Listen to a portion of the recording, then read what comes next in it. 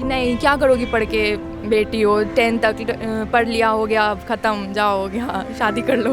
बहुत सारी ऐसे मैंने देखे हैं केसेस जहाँ पे इनइक्वालिटी आई हैव सीन कि लड़कों को अच्छे स्कूल में भेजा जाता है, उनको अच्छे से ट्रीट किया जाता है, जबकि लड़कियों को वैसा ट्रीट नहीं किया जाता है। पढ़ाई का सुविधा जो है बेटर फैसिलिटी मिलना चाहिए, पढ़ाई का इंफ्रास्ट्रक्चर मिलना चाहिए, जो यहाँ पर बिहार में जो है अवेलेबल बिल्कुल भी नहीं है। क्वालिटी ऑफ मतलब टोटली यहाँ पर देखा जाए तो क्वालिटी ऑफ एजुकेशन बिल्कुल ही अब्सेंट चल रहा है यहाँ पर। किसी भी समाज को विकास होने के लिए क्या चाहिए? रोटी, कपड़ा और मकान, ठीक है। तो रोटी कहाँ से आएगा? रोजगार से आएगा। रोजगार जो भी दे, चाहिए सरकार दे या वो सरकार दे। इसी का मुद्दा तो जो छात्र नेता दिलीप कुमार है वो बराबर करते हैं। तो जब आंसर की आएगा नहीं तो आप कितना क्या किए नहीं किए कैसे पता चलेगा? और आज भी है बिहार पुलिस का भी रिजल्ट हुआ, उसमें भी खामियां हैं। 10-10 हज़ार पार 1-1 हज़ार बाद आदमी का रोल नंबर मिल रहा है, तब बीच में क्या सब फेल हो गए?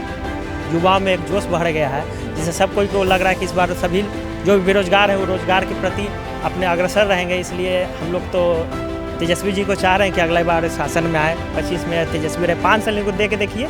नमस्कार, आप देख रहे हैं दी एज और मैं हूं आपके साथ प्रमोद तिवारी। बिहार में दोनों चरणों के मतदान पूरे हो चुके हैं। आपको बता दें, दोनों चरणों को मिलाकर बिहार में इस बार कुल 66.9% का ऐतिहासिक मतदान हुआ है। आपको बता दें, पहले चरण में तकरीबन 65% मतदान, वहीं दूसरे चरण में तकरीबन 68% मतदान हुए। आपको बता दें, पुरुषों में 62.8% के आसपास मतदान की नंबर दर्ज किए गए, तो वहीं महिलाओं का टर्नआउट 71% के आसपास था, यानी 71% के आसपास था। आपको पता है, मैं बिहार चुनाव कवर करने के लिए इस बिहार में मौजूद था। वहाँ पे तकरीबन 10-12 दिन मैंने बिहार चुनाव को नज़दीक से कवर करने की कोशिश की, हर पहलुओं पर बातचीत करने की कोशिश की। जब मैंने वहाँ पे युवाओं से बात की तो कुछ खास मुद्दे जैसे कि बेरोज़गारी, परीक्षाओं में अनियमितताएँ, वैकेंसीज नहीं आना, पेपर लीक्स, ये तमाम ऐसे मुद्दे थे जो उभर कर सामने आए। क्या कुछ युवाओं से बातचीत कर सामने निकला, आप इस रिपोर्ट में देखिए। हम विलेज से आते हैं, बहुत ही मतलब प्रॉपर जिसको विलेज बोलेंगे वही है वो। और फिर वहाँ पे मतलब कभी कभी ऐसे होता है ना कि हम और मेरी बहन, हम दोनों अकेली लड़कियां हैं जो स्कूल जाती हैं, वो भी इंग्लिश मीडियम में प्रॉपर। और बहुत सारी केसेस मैंने ऐसे देखे हैं, मतलब घर के बगल में वो अपने बेटे को प्रॉपर ऐसे इंग्लिश मीडियम स्कूल में भेजते हैं और उनकी बेटी हिंदी मीडियम में पढ़ती है। और I feel so proud of my parents कि वो लोग हम लोग को इतना भरोसा करके कि नहीं तुम लोग कर सकती हो, तुम लोग करो। हमेशा मेरी मम्मी, मेरे पापा, हमेशा मेरी मम्मी बोलते हैं जो हम कभी नहीं कर पाए वो तुम लोग करो।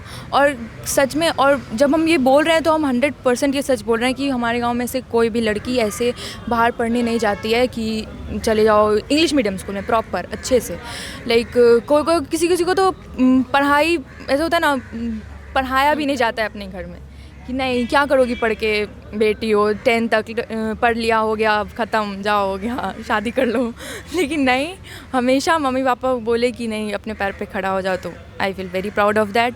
बट स्टिल आसपास में बहुत सारी ऐसे मैंने देखे हैं केसेस जहाँ पे इनइक्वालिटी आई हैव सीन कि लड़कों को अच्छे स्कूल में भेजा जाता है, उनको अच्छे से ट्रीट किया जाता है, जबकि लड़कियों को वैसा ट्रीट नहीं किया जाता है। जो है बिहार पुलिस में जो है एग्ज़ाम कोई भी स्टेट लेवल पर होती है तो उसमें उसका आंसर की नहीं दिया जाता है। इसी का मुद्दा तो जो छात्र नेता दिलीप कुमार है वो बराबर करते हैं। तो जब आंसर की आएगा नहीं तो आप कितना क्या किए नहीं किए कैसे पता चलेगा? और आज भी है बिहार पुलिस का भी रिजल्ट हुआ, उसमें भी खामियां हैं। 10-10 हज़ार पार 1-1 हज़ार बाद आदमी का रोल नंबर मिल रहा है, तब बीच में क्या सब फेल हो गए? या उसका नंबर अच्छा नहीं रहता? जब रोल नंबर उसका मार्कशीट दिया जाएगा तब ना पता लगेगा कि किसका कितना आया। तो आंसर है कि नहीं आता और कट ऑफ निकलता है, आंसर के देता ही नहीं है इसका बिहार पुलिस का। और क्या मुद्दे हैं इस बार? आपके क्या मुद्दे हैं चुनाव में इस बार? चुनाव का मुद्दा, हाँ, पहले उसी से शुरू करते हैं। चुनावी माहौल हो रखा है। चुनावी माहौल तो ठीक है। वर्तमान जो मौजूदा सरकार है बहुत अच्छी काम कर रही है। हर लोगों को जो भी सुविधाएं हैं प्रत्येक जन तक पहुंचाया जा रहा है। प्रत्येक महिलाओं को भी 10-10 हज़ार रुपया देने का सरकार काम की है। और लोगों को जो पहले वृद्धा पेंशन मिलता था उनको भी इंक्रीज करके 1100 रुपया किया गया है।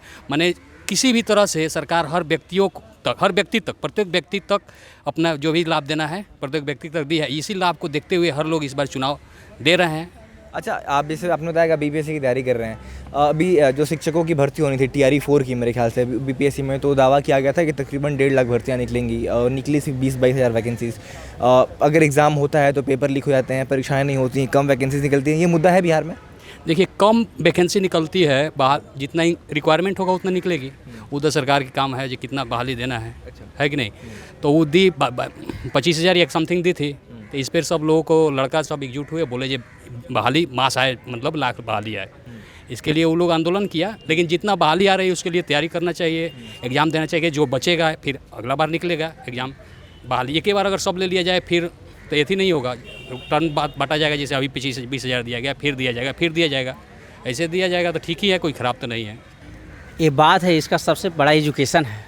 आज 20 साल से बीजेपी गवर्नमेंट है और बहुत कम ऐसा समय है कि सेंट्रल का और स्टेट का एक ही सरकार हो। 10 साल गवर्नमेंट सेंट्रल में भी और 20 साल यहाँ भी, 30 साल मानिए। आज एक भी इंडस्ट्री अगर बैठा है तो आप कहिए। हाँ, जातीय आधारित चुनाव यहाँ होता है, मानते हैं, लेकिन इसका कारण है जानते हैं क्या? एजुकेशन। जो एजुकेटेड लोग भी तो जातिवाद करते हैं। 100% फुल नहीं हुआ। अगर हम पढ़े लिखे हैं, हमको प्राइवेट नौकरियां आप नहीं निकाल रहे हैं तो मत निकालिए। सर, प्राइवेट कंपनियां रहते तो उसमें भी तो कल लोग काम करता है। यहाँ काम खाली सीमेंट बालू का है। पढ़ा लिखा BA करिए, सीमेंट बालू उठाइए। कौन कंपनी है? 8,000 7,000 गार्ड लोग का भी पैसा मिला। क्या 8,000 में क्या होगा बताइए आप ही। सही बात है। आपके क्या मुद्दे हैं? आप क्या सोचते हैं? अपना रहता है कि भाई मेरा पढ़ाई का सुविधा जो है, बेटर फैसिलिटी मिलना चाहिए, पढ़ाई का इंफ्रास्ट्रक्चर मिलना चाहिए, जो यहाँ पर बिहार में जो है अवेलेबल बिल्कुल भी नहीं है। क्वालिटी ऑफ मतलब टोटली यहाँ पर देखा जाए तो क्वालिटी ऑफ एजुकेशन बिल्कुल ही अब्सेंट चल रहा है यहाँ पर। सरकार जो है यहाँ पर टीचर की रिक्रूटमेंट BPSC के थ्रू कर रही है, लेकिन BPSC के थ्रू पाया जाता है कि बहुत सारे टीचर जो इस तरह के पाए जाते हैं जिनके पास क्वालिटी बिल्कुल भी नहीं है। लोकल लेवल पर जो उनका बेसिक एजुकेशन होना चाहिए, वहाँ पर टीचर में खुद लैकिंग आ रही है। तो बच्चों में कहाँ से प्रमोशन आएगी?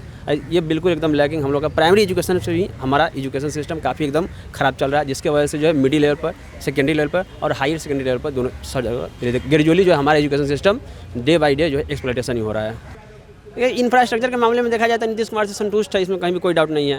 लेकिन बहुची के मामले में अगर देखा जाए, जैसे कि अगर ह्यूमन सेफ्टी का बात किया जाए तो यहाँ पर जो नीतीश कुमार से बिल्कुल मतलब कि उतना संतुष्ट नहीं है जिस लेवल पर संतुष्ट हम लोग को होना चाहिए।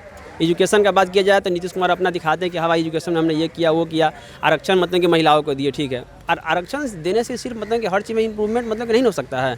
आरक्षण दे रहे हैं, जैसे स्टूडेंट को आप दे रहे हैं कि स्टूडेंट क्रेडिट कार्ड मतलब कि प्रोवाइड कर रहे हैं, वो कहाँ तक स्टूडेंट क्रेडिट कार्ड स्टूडेंट को रियल में जो है हायर एजुकेशन सिस्टम के लिए तो स्टूडेंट क्रेडिट कार्ड का फैसिलिटी प्रोवाइड कर रहे हैं। तो क्रेडिट कार्ड का फैसिलिटी कितनों को रियल में ग्राउंड लेवल पर उसका काम हुआ या सिर्फ मतलब कि बैंकिंग लेवल पर रह गया, उसका इम्प्लीमेंटेशन पेपर लेवल पर हो गया। सिर्फ फंड पास करने से नहीं होता है, ग्राउंड लेवल पर उसका मतलब इम्प्लीमेंटेशन किस हद तक डिपेंड करता है, डेवलपमेंट प्रोसेस डिपेंड करता है इस चीज़ पर। रियलिटी क्या है, ग्राउंड लेवल का बात क्या है, वो बात पूरा गवर्नमेंट को ध्यान देना चाहिए।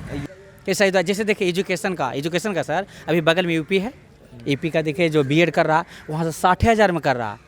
यहाँ का हम सब नहीं कर पा रहे हैं। हम सब गरीब आदमी हैं, कहाँ से करेंगे? 2 लाख रुपये 2.5 लाख रुपये लग रहा है, आप बताइए। अब हम टीचर बनना, हमारे पास क्वालिफिकेशन है, क्वालिटी है, सब कुछ है, बच्चा को पढ़ाने का सब कुछ का, लेकिन हमारे पास पैसा नहीं कि हम BEd करें, क्योंकि 2 लाख 2.5 लाख रुपया लग रहा है। अगर सरकारी से करना चाहते हो तो कंपटीशन बहुत हाई है, इसलिए कि सरकारी जो BEd करवाते हैं कॉलेज उसका संख्या कम है, जो बेरोजगारी की संख्या ज़्यादा है। ऐसे भी होना मुश्किल है। 60,000 50,000 तो इसका में भी तो होना चाहिए ना कि भाई एक नेशन एक एजुकेशन तो होना चाहिए। कम से कम शिक्षा में तो जो शुल्क वगैरह वो तो समान हो, ताकि हम यूपी से ना जाकर के बिहार में करें।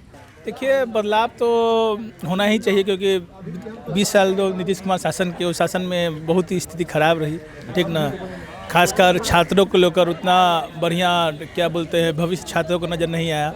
और अगर तेजस्वी का सरकार आता है तो इसमें फ़ायदा ये होगा कि छात्रों को फिर अच्छे मौके मिलेंगे भविष्य सुधारने के, और छात्रों का भविष्य उज्जवल होगा।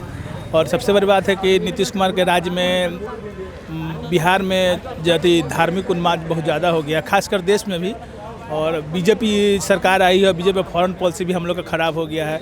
अगर भविष्य में देखा जाए तो अगल बगल से रिश्ते भारत का ख़राब हो गया है, जो भारत के आगामी भविष्य बहुत असर पड़ेगा, और आर्थिक स्थिति भी खराब रहेगा। और कूटनीतिक स्तर पर भारत फेल हो गया बीजेपी के शासनकाल में। अगर हम लार्जर परिप्रेक्ष्य में देखें तो हमारे लिए सबसे ज़रूरी चीज़ है कि क्षेत्रीय पार्टी को हमेशा मौका देना चाहिए। और एक ही सरकार से रहने से क्या होता है कि स्थिरता आ जाती है, उससे क्या होता है स्थिरता आने से विकास रुक जाता है, ठीक ना। तेजस्वी युवा चेहरे हैं, नए चेहरे हैं और उनमें जोश है, जुनून है। तो तेजस्वी अगर आते हैं तो निश्चय बिहार के लिए अच्छा रहेगा और बिहार का भविष्य उज्जवल होगा और बिहार को लोगों का भविष्य उज्जवल होगा। यूपी में देख लीजिए, बिहार में तो सामाजिक समरसता है बिल्कुल, जो हमारे लालू जी ने सामाजिक समरसता लाया, सामाजिक न्याय लाया, जिससे आजकल हर एक जाति, हर एक विभिन्न, हर एक धर्म के लोग बराबर समतुल्य आ गए हैं विचार में, संस्कृति में, सब बराबर लोग से बैठते उठते। और सब जगह यूपी में जाकर देख लीजिए, कहीं दलितों को घोड़ी नहीं चढ़ने दे जाए, मध्य प्रदेश में क्या टॉयलेट कर दिया जा रहा है, या योगी के सरकार में किसका बेल मुंडन कर दिया गया था। सब जगह देखिए जाति व्यवस्था हावी है। कितना भी हम लोग बोल रहे हैं, जब बिहार में, भारत में जब तक जाति व्यवस्था खत्म नहीं होगी, समाज विकास का कोई मतलब नहीं है। सामाजिक समरसता अगर भारत में आता है तभी कोई विकास संभव है, ठीक ना, उससे विकास का कोई मतलब नहीं है।